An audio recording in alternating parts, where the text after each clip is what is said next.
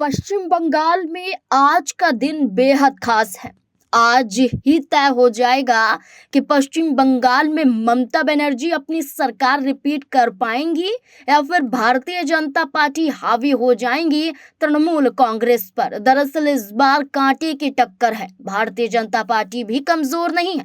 पश्चिम बंगाल की 294 विधानसभा सीटों में से सिर्फ 293 सीटों पर वोटों की गिनती जारी है।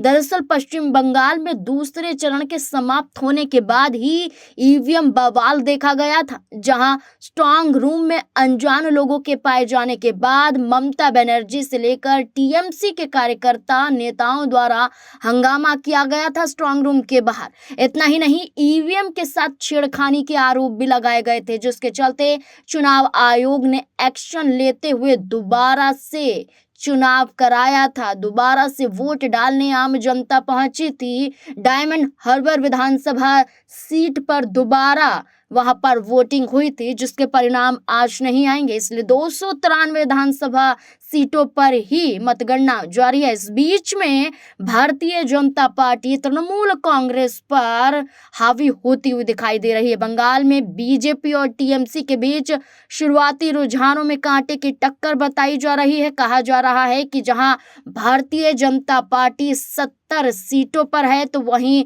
टीएमसी अभी भी 50 से 55 सीटों पर सिमटती हुई दिखाई दे रही है, तो वहीं कांग्रेस पार्टी को मात्र 2 सीटें। ये बड़ा आंकड़ा दिखाई दे रहा है पश्चिम बंगाल में। भारतीय जनता पार्टी ने तो अभी से जीत की तैयारियां कर ली हैं।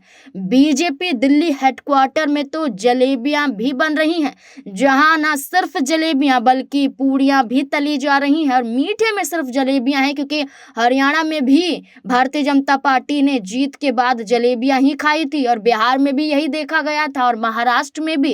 अब ये पश्चिम बंगाल में भी भारतीय जनता पार्टी दोहराती हुई नजर आ रही। देखना होगा कि आंकड़े भी और भी ज्यादा बढ़ते रहेंगे, गिरते रहेंगे। क्या टीएमसी पिछड़ती हुई जो नजर आ रही है ऐसी रहेगी, या फिर भारतीय जनता पार्टी से आगे निकलती हुई नजर आएगी, क्योंकि शुरुआती रुझानों में तो अभी टीएमसी बीजेपी से पीछे चल रही है।